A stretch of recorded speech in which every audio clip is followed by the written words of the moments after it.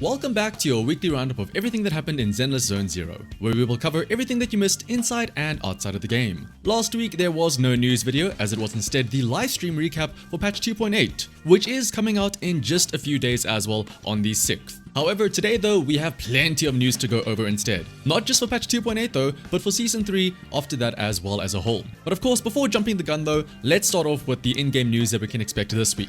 Obviously, the main point is that in just a few days, on the 6th, we will be getting the patch 2.8, and alongside it, the new banner for Promea as well as a rerun for Lucia. Alongside Promea and Lucia, the featured A ranks will be Sokaku and Lucy. Of course, the same will be said for their engine banners as well. Now, leading up to the patch though, you can of course pre-download the new patch so that you can jump right into it once the game update does go live. When the new patch does drop though, there will not just be the new banners, but there will also be the new story, the new Eridan Sunset, as well as the first major event of the patch, Operation Save Bootopia, which is the extraction booter style minigame event, which we will likely see in the first week of the patch, either on the same day or maybe on the Friday. Speaking of Friday though, of course, that will be the regularly scheduled Deadly Assault Reset 2. As of right now, we don't know the exact details on which 3 bosses will be there, but I will not be surprised if one of the new bosses of the patch will make an early appearance in Deadly Assault this Friday already. And of course, when the new patch does arrive, the all-new program login event will be available to earn 10 encrypted master tapes for logging in over the course of 7 days. And also, because it is the new month of May, which,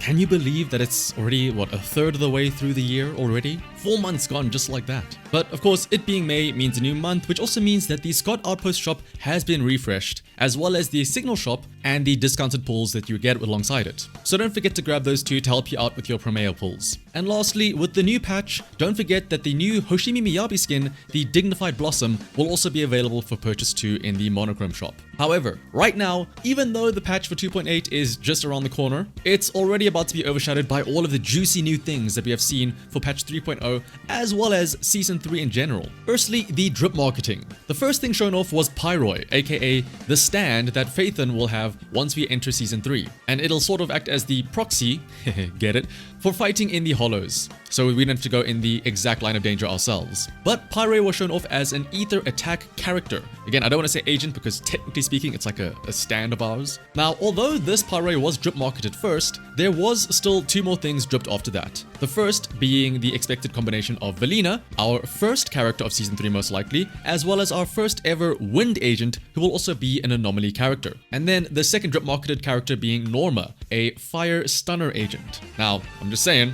thinking back to patch 2.0, a big booby mommy with some sort of fancy new aspect to her, as well as a small little girl that's a fire stunner. I'm just saying, I've seen this combo before. And to be fair, it did work well in 2.0, so maybe it'll work well as well in Season 3. But with these two being drip marketed as the banners, this means that Pyroi, or the proxy stand, will almost assuredly be a story-related character that everyone will be getting for free in Season 3. Probably in 3.0 itself. So no worries about having to roll for that. Otherwise, the other big thing for Season 3 in general was the teaser video Before the Wind Rises, which gave us a sneak peek into the new region Roskildefer, as well as a look at some of the agents that we can expect to see throughout Season 3 as a whole. Of course, the first 2 would be Velina and Norma, who we know already. Then we also have Roxy, Claret, Sigrid, Phoenix, Severin, the Storyteller, and then of course, to end things off, we have Remiel and Sunbringer. Presumably, those 2 being the 2 big Void Hunter type agents of the season, akin to how Yexing Wang and Yi Shen were the big hitters of Season 2. Now, most of these are all new agents that we've not really seen before. However, Remiel and Sunbringer are of course reminiscent of what we saw in the original lore trailer way back at the start of the game. And seeing what their models look like now in Season 3 images, from the trailer itself and the thumbnail image, depending on who you are and how you feel, some people are not exactly happy with the differences between what we originally saw and what we are presumably getting in Season 3. Especially when it comes to Sunbringer. I know a lot of people are of the opinion that Sunbringer suddenly having a big upgrade to her chest sort of ruined the character. Now, I'll say it myself. Personally, I am of the opinion that if they did keep her original design from that lore trailer, I would have probably preferred it. She did seem like sort of a standoutish character and, unique or different from what we have right now. That being said though, I don't think that her new design is bad per se. It still looks fine. It's not just like, you know, the boobs are the thing that separates the different agents. There are other aspects to her, which again, though, to be fair, some people did mention that the change in her horns made a difference, and also the change in outfit where she had a coat in the Void Hunter teaser trailer, and then now she's just wearing the same type of dress. But again, that is just a trailer. We don't know what her actual outfit will look like in game. Maybe things will be different. Time will tell. We know she's not coming out straight away in 3.0, so there is time for her to have some design changes. Remember, Miyabi had a similar thing where they changed her face despite seeing her very early on. What we got at the end of the day was something quite different. But what do you guys think about the redesign though? And also, who else are you excited for in that Season 3 lineup? I myself am quite looking forward to Claret and Sigrid. I don't think I'm alone in liking Claret. The red and black style is also very reminiscent of the original non-Lucia from way back when. It's a good color combination and a theme. But when it comes to Sigrid, I also like her because of the thought of her using a lance/spear as her weapon, which I suppose you could argue that the, you know, Yanagi's Naginata is somewhat similar, considering how slender Sigrid's weapon is, but that'd be like comparing an insect glaive and a lance from Monster Hunter. But even aside from Sigrid using a cool weapon, Sigrid is also the most unabashedly Theron-coded amongst all of the agents, with her horse ears and tail. And then of course there is the singular token male character teased, being Severin, which I'm sure some of you are very excited for. Just acknowledgement that there will be a male character, hopefully an S rank as well. But actually, if you want to hear some more of my thoughts on Season 3 and a little bit of a retrospective on Season 2, then good news. The return of Losing the 50 podcast with myself, Average Luck Gamer, and Kete the 7th has returned. So after this, if you feel like listening to another full hour of yapping, be sure to give that a watch too. We were also given a short little breakdown on how the wind element would work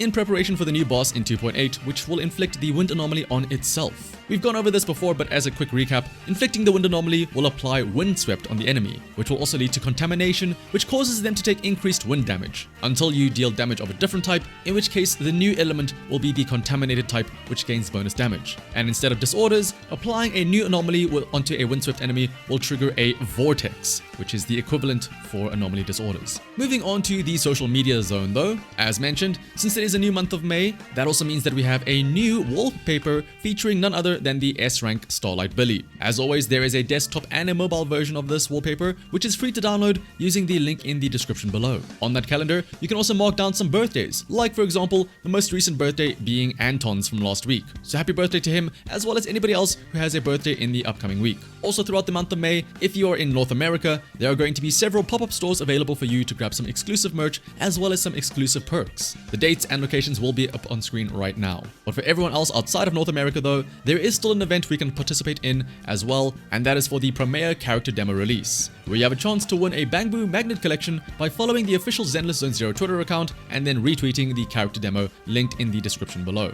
Otherwise though, that is going to be it for this week's news roundup. Thank you all for watching, and if you enjoyed this video, then liking, commenting and subscribing is greatly appreciated. In the meantime though, are you going to be pulling for Premier and Silly, especially now knowing what's coming for Season 3? And speaking of Season 3, which of the new agents are you most excited for? Let me know down in the comments below. But until next time, bye bye!